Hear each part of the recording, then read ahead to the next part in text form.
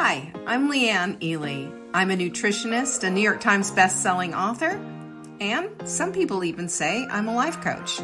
I started the Daily Dish Show to share my story, my truth, and my journey to vibrancy, and to inspire others to do the same.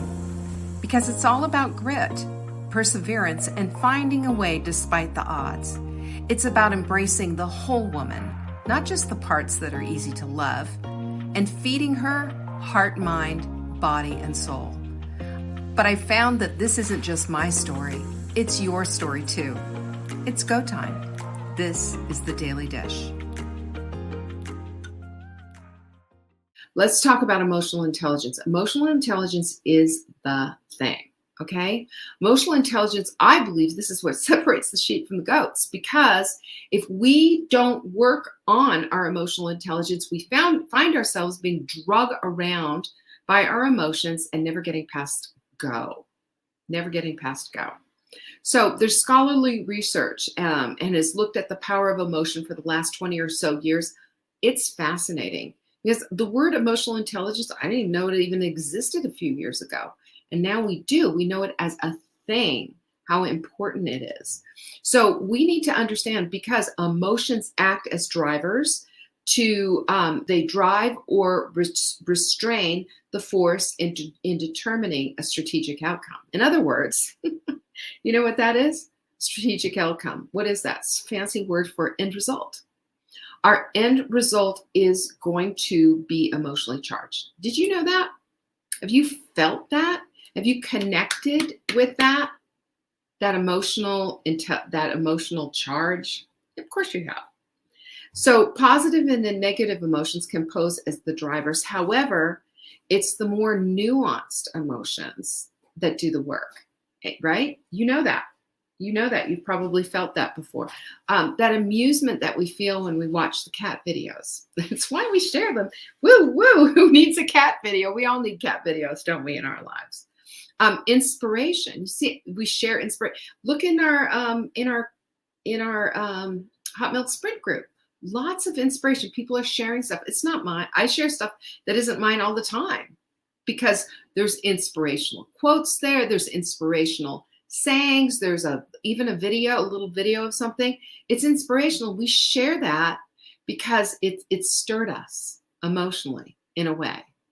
Same with quotes, excitement, surprise, happiness, right? And yes, sadness even. Sadness even will spur on this emotional response, which in turn helps us to create action in our lives. And you know what else? We form judgments based on our emotions. Have you noticed that? We form judgments. So how about those sad commercials? Here's the one that I always get to, and I always tell Mark, change the commercial or freeze the TV so I don't have to watch this commercial. You know what I'm talking about? The one with the cold shivering dogs outside all chained up, right? And you got Sarah McLachlan singing, I Will Remember You. Isn't that like the most horrid thing you've ever seen? I'm just sitting there crying. Or else you've got a polar bear drifting on some kind of little iceberg, right? Some awful thing with some animals being abused. And what is that what are they trying to do here? Well, they're trying to play on your heartstrings so that you will give money to this particular organization. It's pretty effective. And it does play to our emotions, and I cannot watch it anymore. I just can't. I can't watch anything where any animal or any human is being abused or neglected or any of that. I can't. Simply cannot. But it's these high and low emotional states that drive a lot of decision making, how we're going to spend our money, how we're going to spend our time. That's not necessarily a good thing. You know, we know that, and we know that they know that, you know, just like how food manufacturers put they put stuff in our food to make us addicted. It's marketers put stuff in their copy and in their films to get us to draw us in and hold us there. But get this, this isn't really interesting. Anger lowers our ability to take the perspective of others. In other words, no empathy, anger. So there's low empathetic response, meaning that the anger that people feel toward another group of humans or whatever makes it so that their anger is more pronounced than their empathy or their sympathy or their compassion for a group of people or, animals or whatever. So, for example, a really good example would be an invasive species of something taking over, and therefore people, groups coming in, taking up a bunch of these animals and exterminating them. They do this with geese every year. Canada geese have become real pests, and this is what they do. They do this with deer all the time. They take out a lot of deer so that they can thin the herd, literally thin the herd and the population. So I think that's interesting that we do that, and we don't have an empathetic response because they're destroying, the environment or whatever it is around there. So awe, on the other hand, produces, get this is so interesting to me, because you study emotion and you look at what they do. And remember when we were talking about, this is a while ago, I did a whole series on high and low vibe and how you can see high vibration and how it's much more complex and has lots more vibration. We showed that. It's on YouTube with the sand drawings. Incredible. And as you put sand, like it's in a flat, whatever it is, like a plate, or even just say a plate. You put sand on a plate and you turn on the vibration machine, and it just buzz, and it makes a pattern. And the higher the vibration, the more complexity in the pattern. It's so beautiful. It's so beautiful. And it's just so illustrative of how our complex emotions are more high vibrational. And also they're more evolved, really, is what it is. So awe, on the other hand, produces open-mindedness and generosity. Did you know that? Awe. Not sad watching those little creatures out in the snow shaking around, but awe, like something that's awe-striking, like seeing, National Geographic, you ever watched a show on National Geographic? It stirs you. You watch the beauty of this planet and the waterfalls and everything. We get this all around us. I live in one of the most beautiful areas of the country, and we are the land of waterfalls. We have hikes all around us right here in my neighborhood with some of the most beautiful waterfalls in the county. Can you imagine? Can you imagine? AWE, Teresa, awe, like I'm awestruck, that kind of awe. And then humor, not the sarcastic put down kind, but humor helps to drive change by making us look at ourselves and maybe laugh a little bit at ourselves, kind of in a funny way. It lowers our defenses and makes us say, well, all right, well, there you are. Isn't it so sweet how humor is like that? I love humor because we can just kind of do a little poke, but in a sweet and kind way. We can say something like, oh, I'm not defensive at all, or something like that. And then maybe roll your eyes and start laughing. And that lowers our defenses, and it makes us look at, okay, so what am I being defensive about? What do I need to maybe correct a little bit?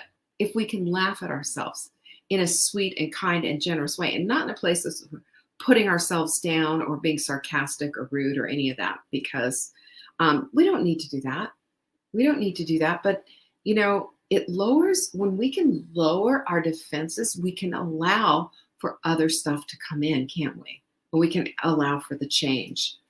And as a matter of fact, one of the writers, Caleb Warren, who was one of the researchers on how emotions drive change, fascinating. He said, humor is an important psychological response that facilitates coping, social coordination, and the pursuit of happiness. Isn't that so neat? So this is the emotional response. When we can have a little bit of a sense of humor, it shows that we are looking at ourselves with the full spectrum of everything. And also It shows that we have just a little bit of latitude and grace for others as well. I like that so much.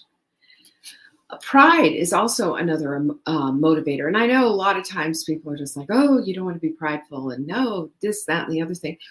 Having a sense of pride, like in your appearance, or having a sense of pride in the work you do, or an accomplishment, that's an important thing.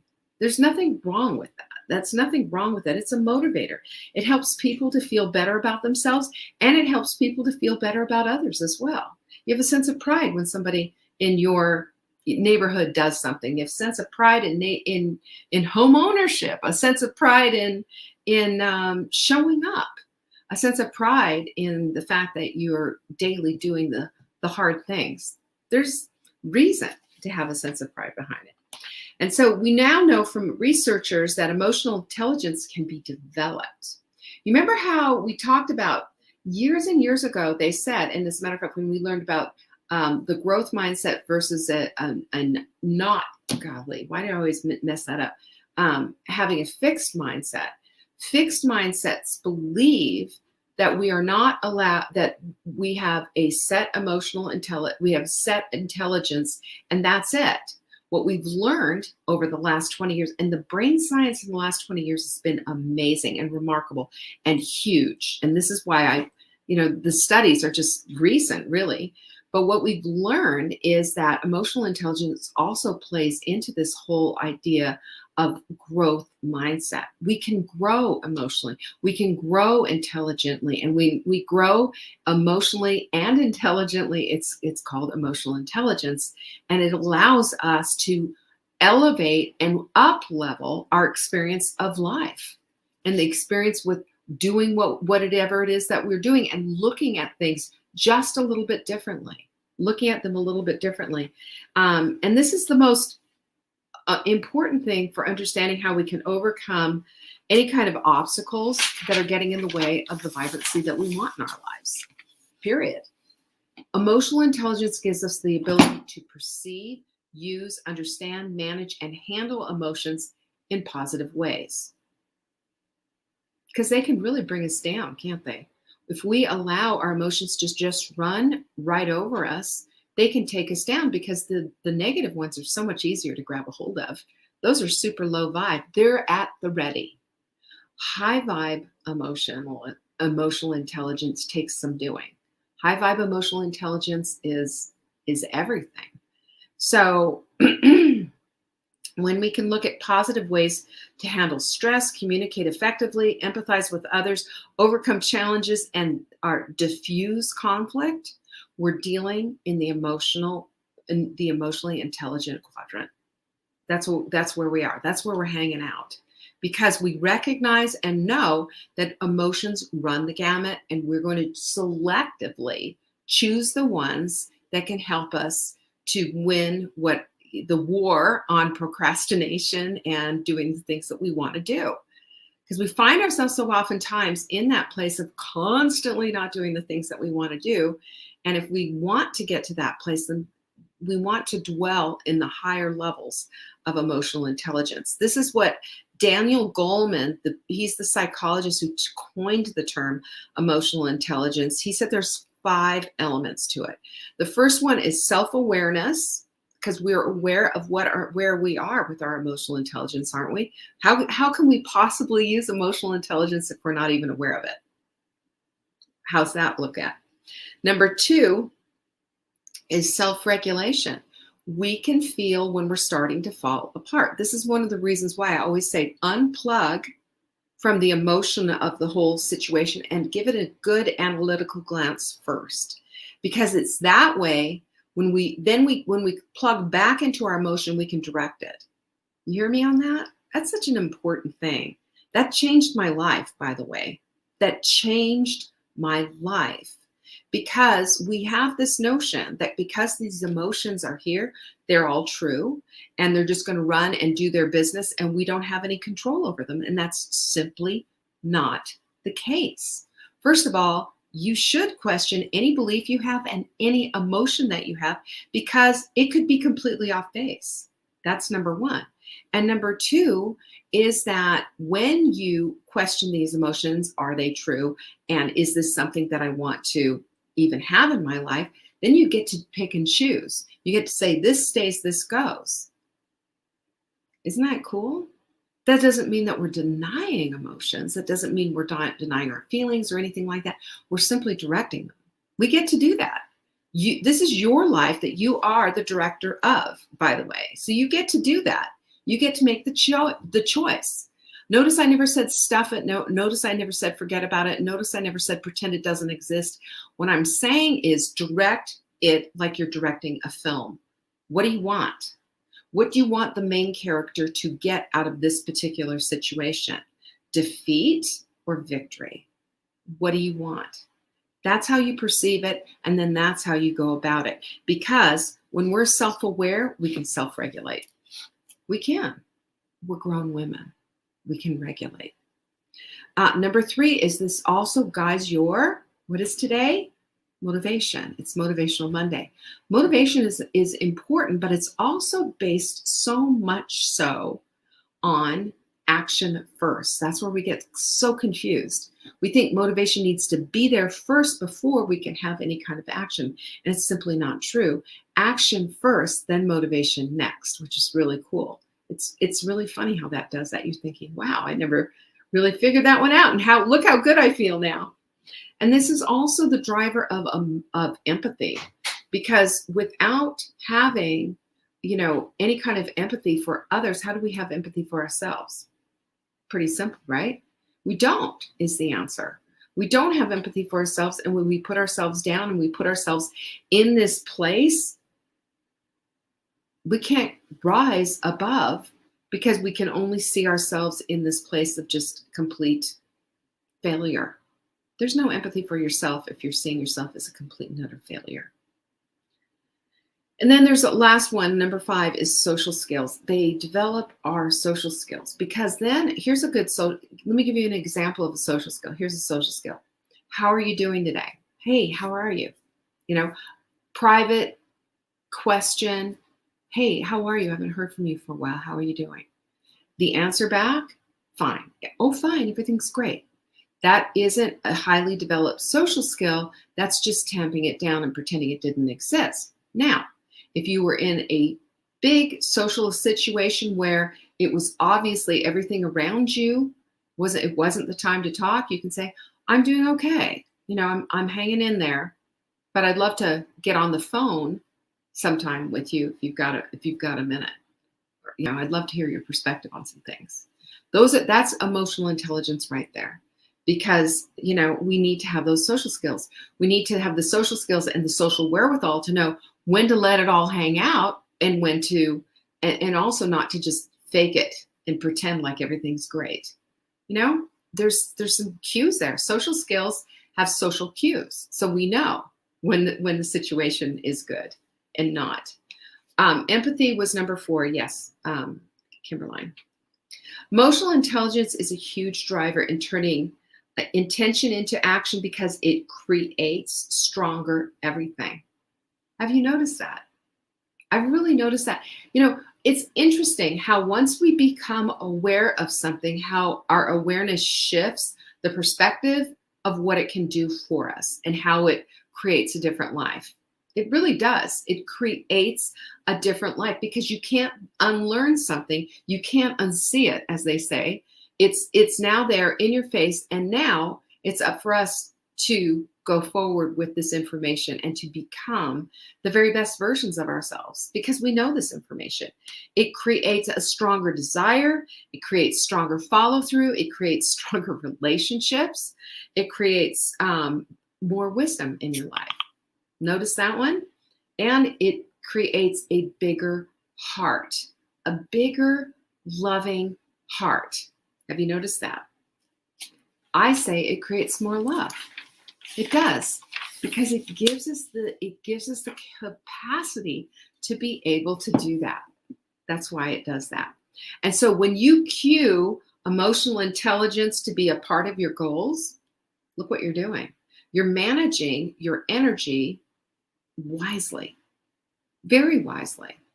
because you're noticing at this point, this is what I want to put my emotions on, and this is where I don't. Because otherwise, our emotions just fly all over kingdom come, just doing whatever it is that they do. Emotions don't need to do that. So here's 3 ways that emotions impact us, okay? Number 1 is subjectively. This is how we experience our emotions. And when we make a decision about our emotions that we are going to experience them in a positive way or a way that helps to direct something or whatever, that doesn't mean that the negative emotions aren't going to come. It's just how we choose our perspective in how we allow them to impact us. I feel negative emotions too. I've had times where I've been really depressed and all of that too. I'm not going to say that we don't, but I've also made decisions on how I'm going to experience them because I know my propensity is to go off the deep edge and just to, allow it to overtake me because I've had that. That was my 20s and 30s. Quite honestly, that's what my whole 20s and 30s looked like. And I think part of it might have even been a little postpartum-y stuff and also things going on in my life. But as a matter of fact, it was toward the end there of my 30s that I got diagnosed finally with thyroid issues. And I think it's interesting how all this stuff, how they all play into each other. But we also experience things physiologically. There's no way you can get away from that. Your body is impacted by it. Your body reacts to it. As a matter of fact, your thoughts absolutely 100% create chemical reactions in your body. This is how cortisol is released, the stress hormone. And too much cortisol, well, you know what that does is super damaging. All of these things let you know that emotions impact everything, and also expressively how we behave in accordance to this kind of a emotional response. One of my things has been, I'm just sitting here, confessing my sins today. But one of my emotional things is I will shut down. It's like, okay, it's like Get Smart. I'll just shut down. I won't say anything and I'll simmer inside. I'll simmer. And that is not a good emotional response to anything. As a matter of fact, low emotional IQ. And I have to fight my way out of that because that's been the way that I've normally done. It just makes more sense to me because 1, I don't want to say something I don't want to say. And number 2 is I'm mad, and I'm just going to withdraw my affection, whatever. I saw this growing up. This is how my parents, there was a lot of cold shoulder stuff going on at home. But you know what?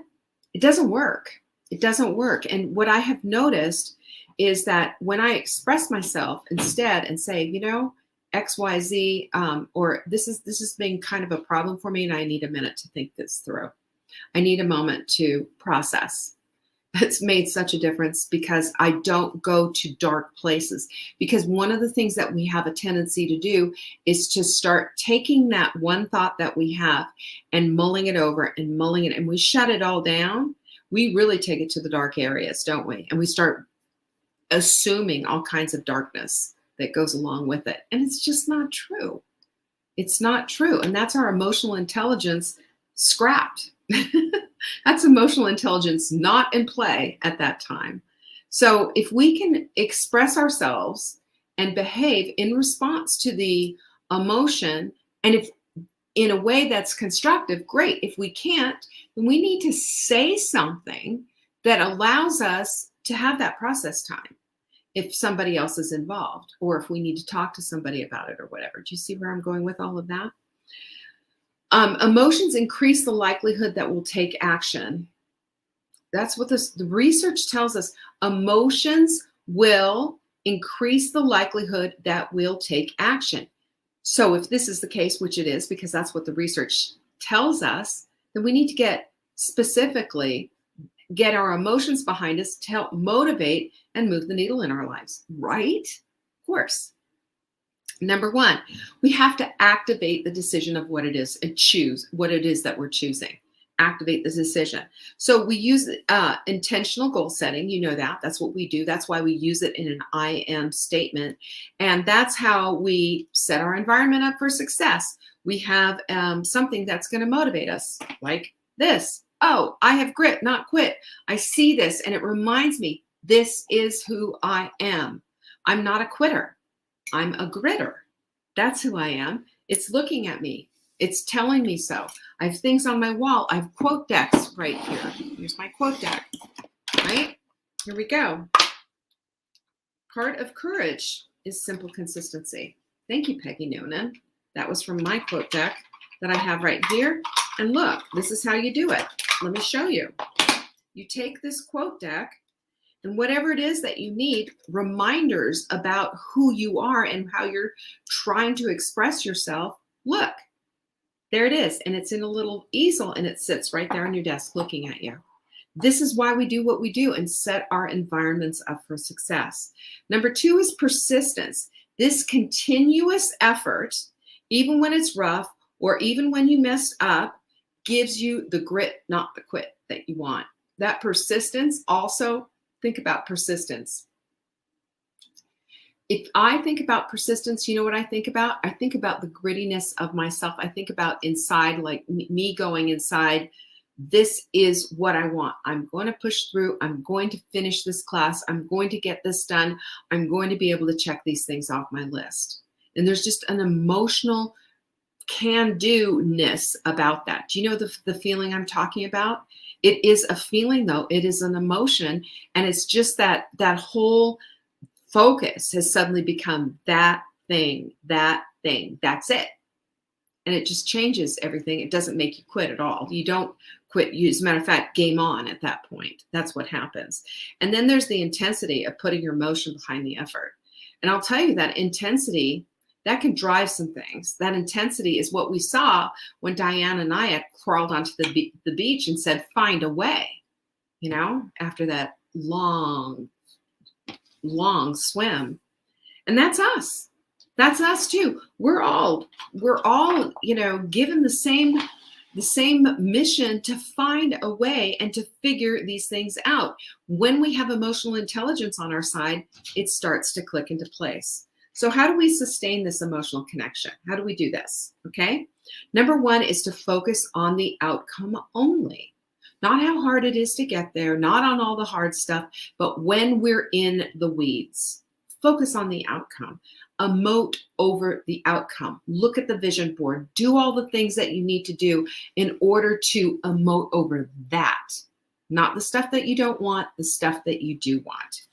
I love it. Like one of the things that we say in my little community of people who are all working out and saying I am athletes is, do you want to be sore or do you want to be sorry? All right. How's that for my Canadian accent right there? Sore or sorry? I want to be sore. I want to be sore because I did the work. I don't want to be sorry because I didn't do it. I want to be sore. Yeah. That's a whole different situation right there. It's the feeling of success. Success is pushing through, and that's a great feeling. Number 2 is to allow that great feeling of accomplishment to spill over into all the things. So you get done with the workout, you think, what else can I do? What else can I do with this great feeling? I can clean out a drawer. I can go declutter one box. I can throw something out. I can get on my to-do list and make those phone calls that I need to do. I can get other things done if I can get that thing done. Allow for the chain reaction and say what's next when you have captured that feeling. Now, this is one of the reasons why I am so really insistent that you capture your wins for the day, every single day, that you write it down. And when you do something, I see this all the time, like in the sprint group, and I shared a story about, I don't even remember her name. I think her name was Barbara or Michelle or something, but she had the story about overcoming the temptation of these brownies that were left, at her home from her kids. And how she just went by it. She took a picture of it. She posted it in the group. And the thing that was so impressive to me about that was just this whole all of the emotions that were involved in it and how she managed them and how it got her to that place. There were aha moments all over. I get that. Now, what I'm saying to you about this is that when you have an aha moment, don't just post it somewhere, write it down. This is for future. This is for your future. Write it down. This is how I felt. And after I felt like this, I felt like I could do anything. I want to always feel like this. And you talk about this in such a way that when you go back, and maybe even stick a little flag or something on that board, when you're feeling like you're about to cave, you're about to go into the kitchen, open every single drawer, door in the pantries and just go nuts. This is the place to go back, is into that journal and relive that feeling of the win. When we do that, we are capturing the emotion, we're riding the emotional intelligence, and we're allowing that to become the thing and not all the other stuff. Especially important as we're learning all this, because we learn it as a part of an action of what we're doing and as part of the way that we feel, and then it impacts, of course, the way that we think. So we allow for the feeling of accomplishment. We take that feeling to clean up the kitchen or get something else done. And we allow that feeling too to inspire us to greatness on every level with everything. If I can do that, I can do this. If I can do this, I can do that. And on it goes. The other thing is that you can, what you choose, when we allow this feeling to inspire, that's number 3, you can choose triggers if it's not there. I love that because it's easy. For example, have you ever just gone in and just said, oh, this house, what happened here? It happens. There's just, you cook something, or there's a big here, you're sorting the laundry, or there's a project on the dining room table or whatever. You're just looking at everything. You're going, what the heck? You know what? Turn on music, turn something on and just say, you know what? I'm going to do 2 songs and see what I can get done here, or whatever. And just turn on the music that does it for. I'll turn on some, I like a lot of 80s music. No surprise there. But I also love a lot of Motown and, whatever. And I'll just crank that sucker up and let's go. Get her done. It helps, doesn't it? Have you noticed that? A motivational quote, just to say, hey, part of courage is simple consistency. Yes, ma'am, I am going to be consistent. That is who I am. I am consistent. Yes. And then maybe you take a stroll down memory lane in your journal. Remember what I just said about capturing those wins? Go take a look at them and read them and say, okay, now's the time. And I also say, the last thing I would say, and I didn't write this one down, but put a timer on it. Give yourself 5 minutes. Give yourself a couple of minutes to just get it done. See, Margot's saying Diana Ross. There you go. Yep. Okay, but this is why all of this stuff is so important. And this is why documenting your wins just makes all the difference in the world. It gives you an opportunity to relive something positive that will influence the next thing that you're trying to do. And emotional intelligence creates stronger character, greater integrity, and makes for a more well-rounded, wise woman. What do you think of that? When we understand how to motivate ourselves with it too, come on. That's priceless. Can't beat that, right? Can't beat that. So listen, if you want to get motivated today, first of all, if you've got emotion going into the negative section, make sure, remember that you are the director of your own life. You get the opportunity to say, no, I don't want you doing that with this character. I want that to go over here. Redirect it. And watch what happens as your vibe gets a little higher. And as you start to redirect those emotions, watch how it affects your entire life and everything you do. That's emotional intelligence for you, right? All right. I appreciate you all. Thank you so much for joining me today. Peace. Thank you for joining me today. You can find me on TikTok for daily tips to help support your most vibrant life. And remember, you are the author of your own story. Until next time.